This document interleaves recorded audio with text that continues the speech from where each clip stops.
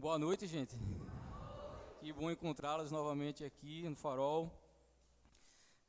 Eu me chamo Manuel, se você não me conhece, e hoje eu vou compartilhar com vocês o segundo episódio da série Estações. Há um momento certo para tudo, tempo de plantar.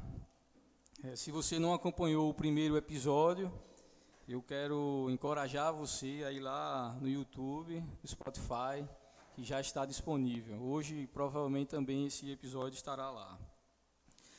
Daqui a exatos 7 dias, nós iremos celebrar o Domingo da Páscoa. E nós teremos, como a Amanda falou aqui, uma programação toda especial.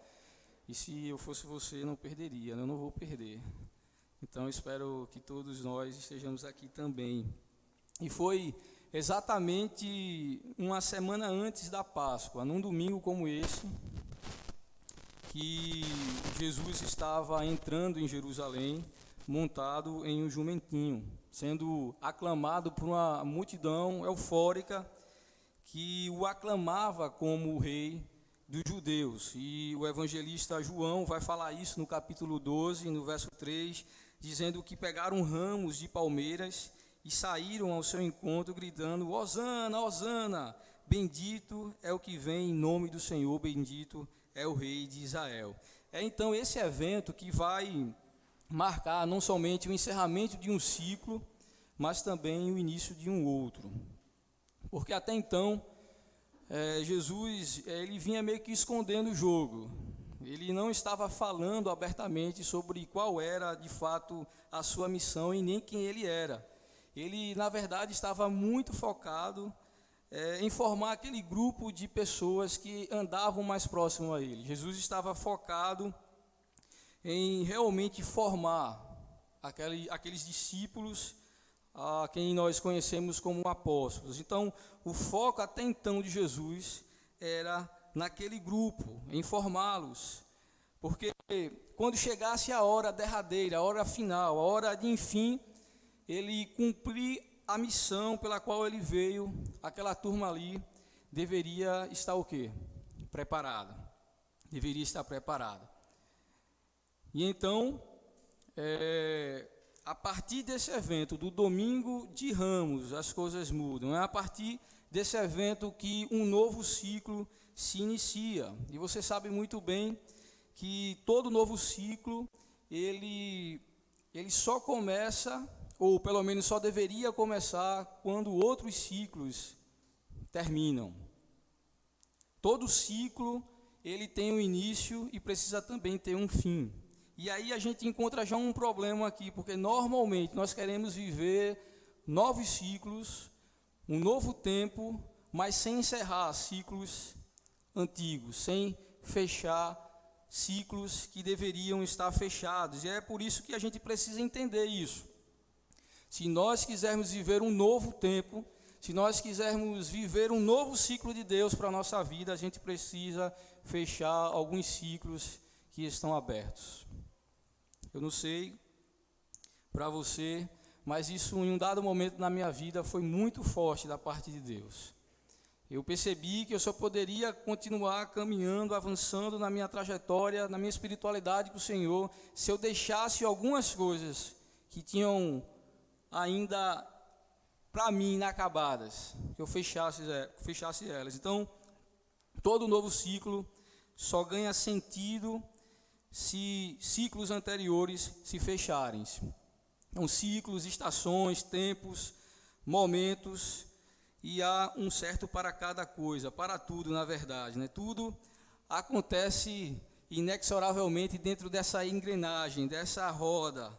E há algo que revela isso de uma maneira muito clara, que são as estações. As estações demonstram isso de uma maneira muito evidente. E o que são estações? Estações são períodos, momentos definidos basicamente pela diferença de temperatura do ambiente. As estações são os padrões das variações climáticas que ocorrem ao longo de um ano e que a gente tanto conhece muito bem, não é? Como verão, outono, inverno, primavera. E o que vai determinar essas estações são exatamente os movimentos de translação e rotação. Acho que todo mundo conhece aqui, né?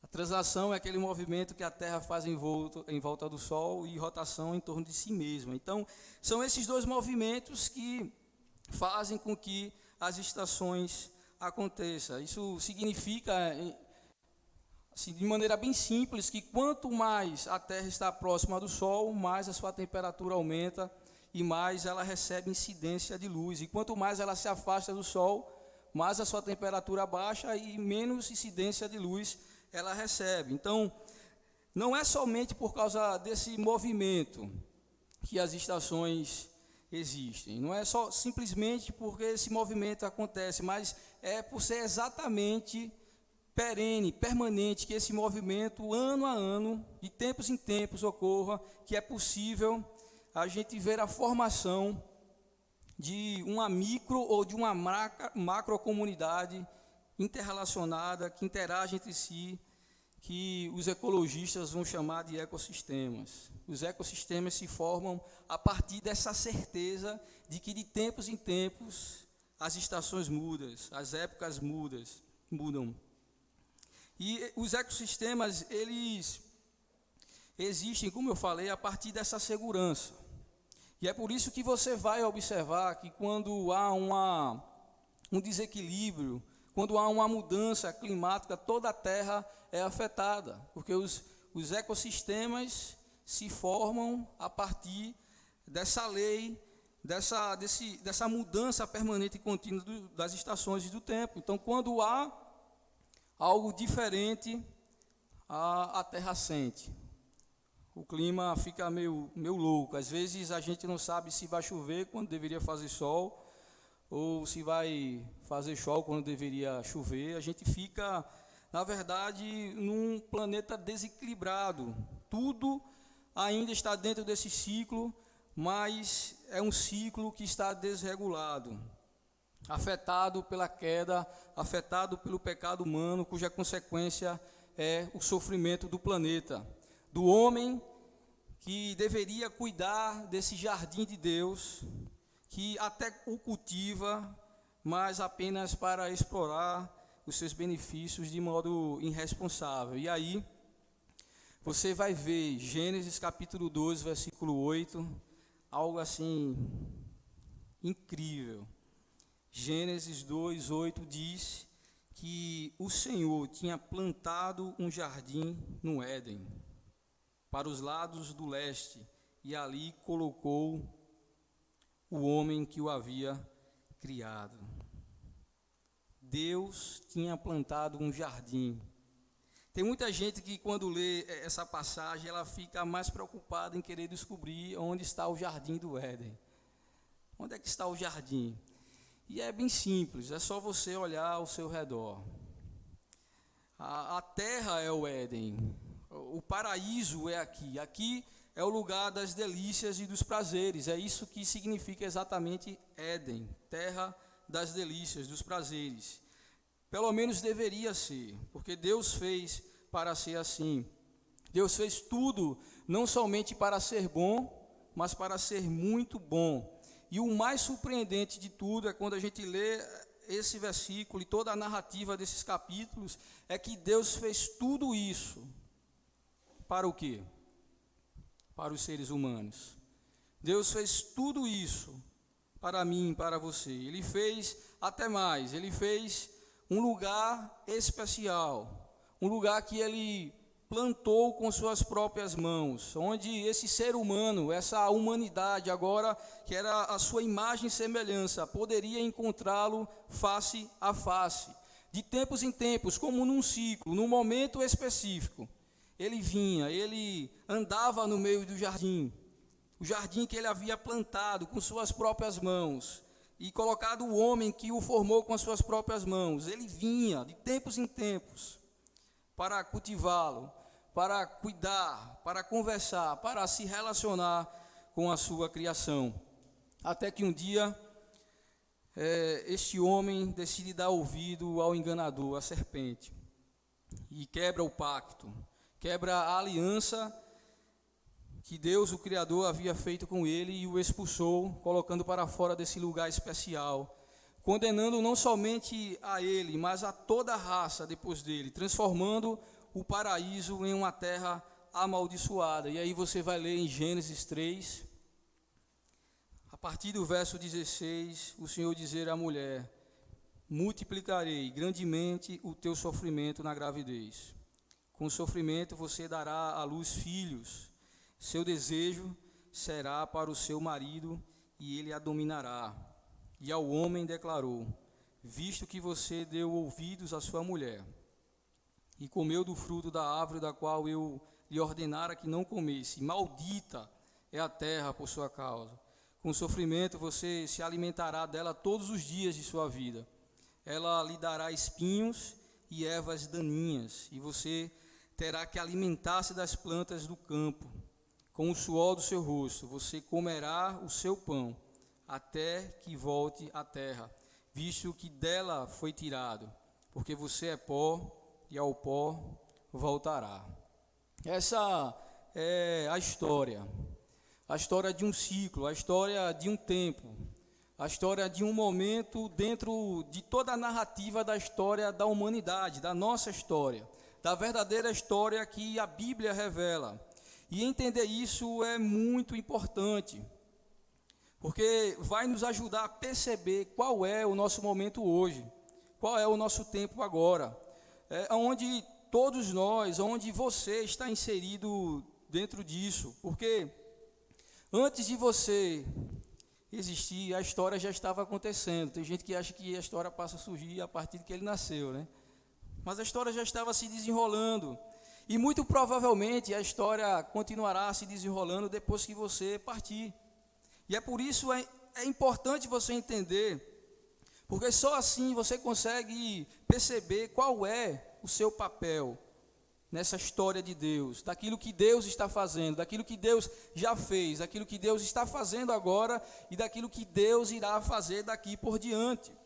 Então, houve o período da criação, depois do período da criação veio a queda, e agora nós estamos vivendo no período da redenção, desse ciclo que Jesus iniciou, dessa ponte que ele fez, desse caminho que ele abriu, dessa verdade que ele revelou, dessa vida, dessa nova vida que ele concede à criatura, a velha criatura, transformando numa nova criatura, com uma nova mente, com uma nova expectativa de um momento que virá logo após a esse que nos encontramos agora, da qual nós podemos já expressar: Maranata, Maranata, ora vem o Senhor Jesus. É o momento da consumação, o momento onde tudo voltará a ser como era, onde tudo voltará ao seu lugar, ao tempo onde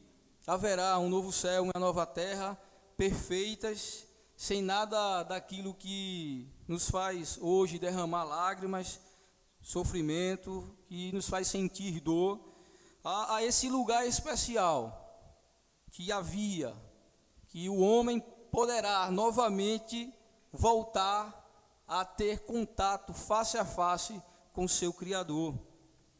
E na próxima semana, nossa comunidade ela irá completar 4 anos de plantação. E normalmente essa nossa relação com a igreja se dá de algum modo com o tipo de imagem que a gente tem sobre a igreja. A maneira que nós enxergamos a igreja determina a forma como a gente se relaciona com ela. E nesse sentido, como você enxerga a igreja? Algumas pessoas, elas vão enxergar a igreja como uma escada, como algo que começa sendo conduzido pelas instâncias inferiores até superiores, e chegando lá no topo você se torna dono dela. E aí a gente tem um problema, né? Porque nem sempre essas imagens vão corresponder àquilo que de fato a igreja é. Para outras pessoas, a igreja parece mais um monastério, um tipo de comunidade assim excêntrica que está afastada de todos, principalmente do mundo, somente do mundo, porque é uma comunidade de santos, de pessoas santas. e que não podem de maneira nenhuma ter a sua santidade manchada. Qualquer ameaça a isso é um perigo. Já outras pessoas talvez possam olhar para a igreja como se fosse uma escola, da qual você vem para aprender a viver melhor. Você quer viver melhor nesse mundo, você precisa ir à igreja, porque lá você vai aprender. Outros podem enxergar a igreja como um hospital, como um lugar que você vem quando você está doente, quando você está precisando, quando você precisa de cura. Outros vão olhar para a igreja e vão ver ela como um mercado, na verdade um atacadão desses que a gente tem aqui, que você vai lá para buscar algo que preencha a sua necessidade, que acalante o seu coração, que realize você e deixe você satisfeito, e em troca disso você faz o quê? Deixa lá as suas ofertas. Então essas são as imagens que a gente tem da igreja muitas vezes, mas na verdade a gente vai perceber que nada disso é como Deus vê a sua igreja. Das metáforas que nós vamos encontrar na Bíblia sobre a igreja e sobre o reino de Deus, a maior parte delas são orgânicas. A maior parte das imagens da Bíblia sobre a igreja são agrícolas. A igreja de Jesus está mais para um jardim do que qualquer outra coisa. Na verdade, a igreja é o ecossistema de Deus. A igreja é o ecossistema de Deus, é o ecossistema de Deus que interage com o seu meio, levando vida e transformação de paisagens, daqueles que foram plantados pelo Senhor como uma árvore, como diz o Salmo 1, plantada junto ao riacho, que cresce, que dá fruto no tempo certo, e que suas folhas sempre são verdes, não murcham. A igreja não é somente tudo isso que a gente imagina, mas ela é esse ecossistema, é esse lugar onde os discípulos podem ir, onde aqueles que seguem Jesus podem se encontrar, mas sobretudo onde eles são formados, onde eles nascem, onde eles saem, onde eles não ficam somente restritos a esse lugar, mas eles saem para semear, como boa semente que eles são. Eles vão por outros lugares para serem germinados. É por isso que Jesus vai dizer que o reino de Deus, ele é como um semeador que saiu a semear. E normalmente a gente acha que nós somos os semeadores. Na verdade, nós somos as sementes. Nós somos as sementes que estão sendo plantadas nesse jardim de Deus, nesse ecossistema de Deus. E cuja expectativa de Deus é que você floresça, dê frutos, e a partir dos seus frutos, novas árvores, novas vidas, novos discípulos apareçam.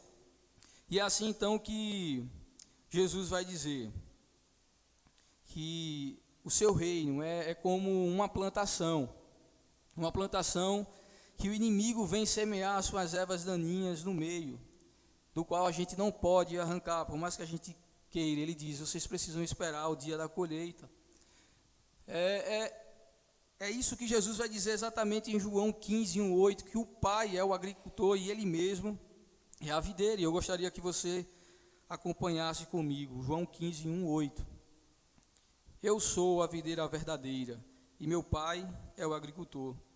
Todo ramo que, estando em mim, não dá fruto, Ele corta. E todo o que dá fruto, Ele poda, para que dê mais fruto ainda. Vocês já estão limpos pela palavra que lhes tenho falado. Permaneçam em mim, e eu permanecerei em vocês. Nenhum ramo pode dar fruto por si mesmo, se não permanecer na videira. Vocês também não podem dar fruto, se não permanecerem em mim. Eu sou a videira, vocês são os ramos. Se alguém permanecer em mim e eu nele, esse dá muito fruto, pois sem mim vocês não podem fazer coisa alguma. Se alguém não permanecer em mim, será como um ramo que é jogado fora e seca. Tais ramos são apanhados, lançados ao fogo e queimados. Se vocês permanecerem em mim e em minhas palavras permanecerem em vocês, pedirão o que quiserem e lhes será concedido. Meu Pai é glorificado pelo fato de vocês darem muito fruto. E assim serão meus discípulos.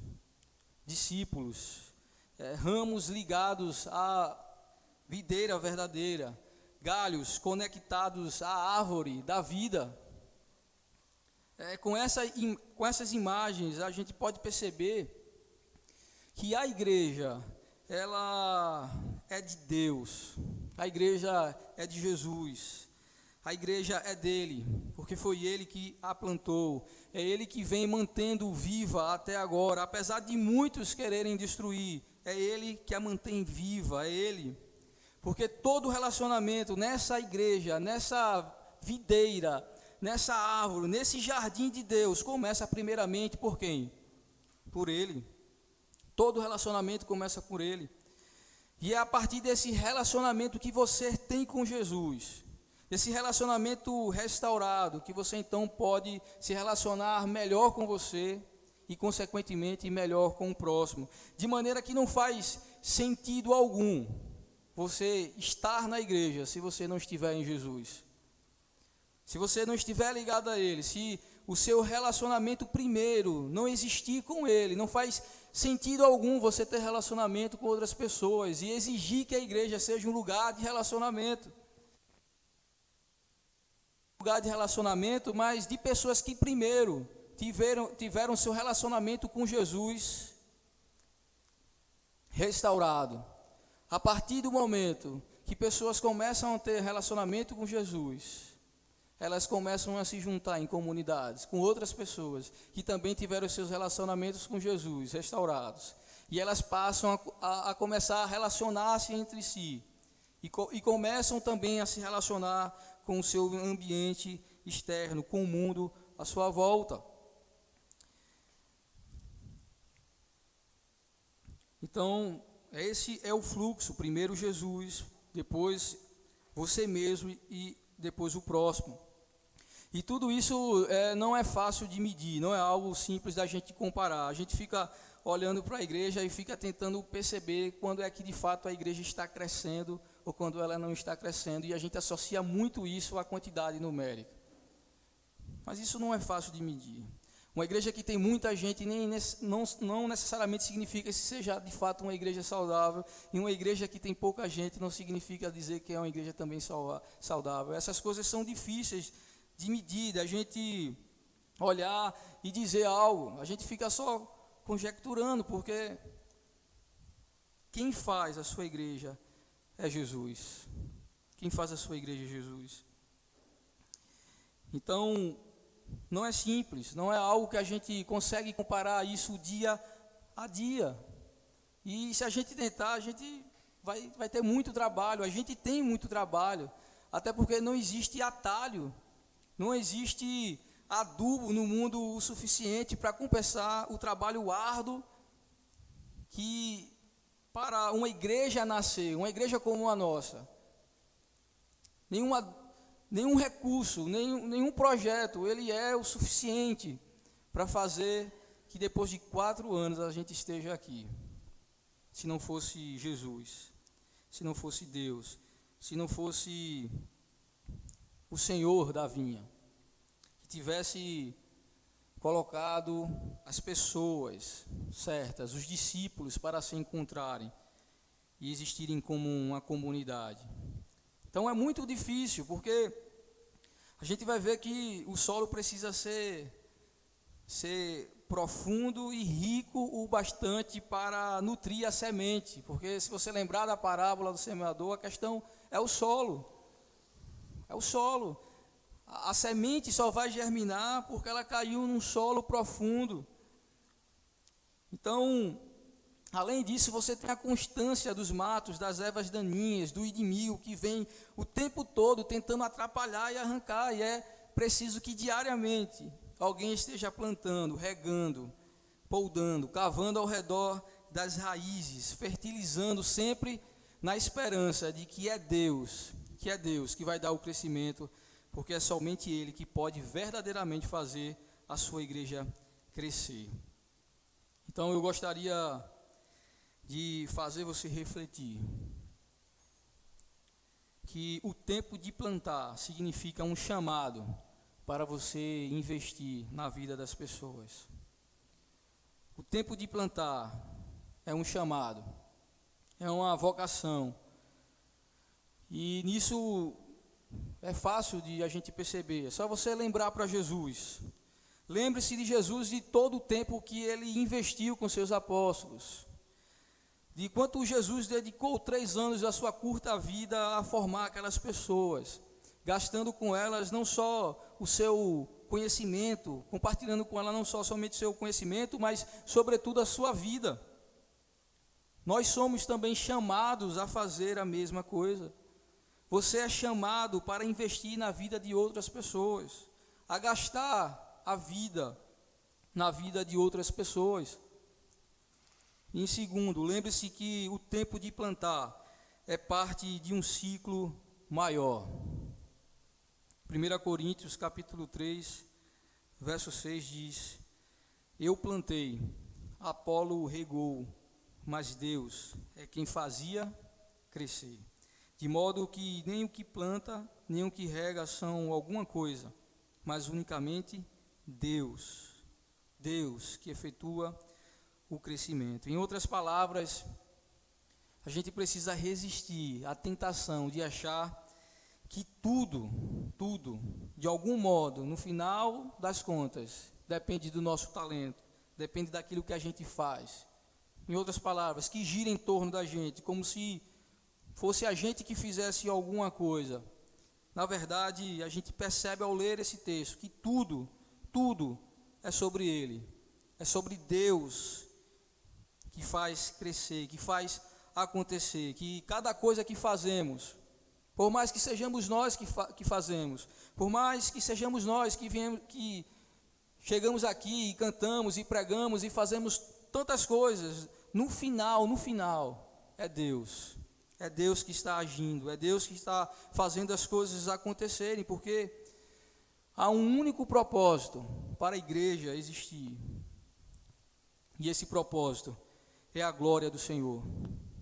É a glória do Senhor. Então, quando alguém come um fruto de uma árvore, ele não sabe de que galho aquela fruta veio. Quando você pega uma manga e você come aquela manga, tenho certeza, você não sabe de que galho aquela manga veio. Você sabe que aquela fruta veio de uma mangueira, mas você não sabe o galho. Você consegue entender que as pessoas precisam ter em mente isso, que tudo que acontece aqui no Farol, tudo que vai acontecer, tudo que tem acontecido na igreja de Jesus, precisa apontar para Ele. Tudo, que assim seja, que pessoas encontrem a Jesus por meio do nosso fruto, e seja somente Jesus aquilo no qual seus corações e mentes sejam apegados. Que você queira estar aqui no Farol, não por causa de bons relacionamentos, não por causa de um café, não por causa de tudo aquilo que a gente faz, mas porque há Jesus aqui. Amém? Gostaria de convidar você a ficar em pé e orar comigo, agradecido ao Senhor que tem nos plantado, que tem nos feito ser árvores. E toda árvore ela dá fruto. E eu pergunto a você, qual tem sido o seu fruto? Se você tem dado fruto, as pessoas têm se alimentado dele, ou as pessoas têm adoecido? Que o Senhor nos ajude, que Deus continue nos plantando como a sua vinha. Jesus, obrigado por essa palavra que o Senhor traz aos nossos corações, nos mostrando que desde o início, no meio e sempre até o fim, será o Senhor que estará fazendo a sua obra. Que isso traz segurança, isso traz certeza que esta salvação não pode ser perdida. Nós não podemos nos perder. Quem poderá nos tirar das tuas mãos, Senhor? Se uma vez o Senhor nos plantou, aleluia, o Senhor nos plantou como a tua vinha, e o Senhor tem dia a dia trabalhado em nós com as tuas mãos, através das circunstâncias, através de tantas coisas, Senhor. que são os teus instrumentos, são as maneiras pelas quais o Senhor trabalha em nós, nos poldando, para que a gente continue crescendo e nos tornemos árvores, e que debaixo dessas árvores possam surgir outras, que haja os frutos e que outros se alimentem também, mas no final da conta, no final de tudo, eles olhem e vejam a Ti, não veja o trabalho das nossas mãos, mas veja aquilo que o Senhor fez. Obrigado, Jesus. Amém.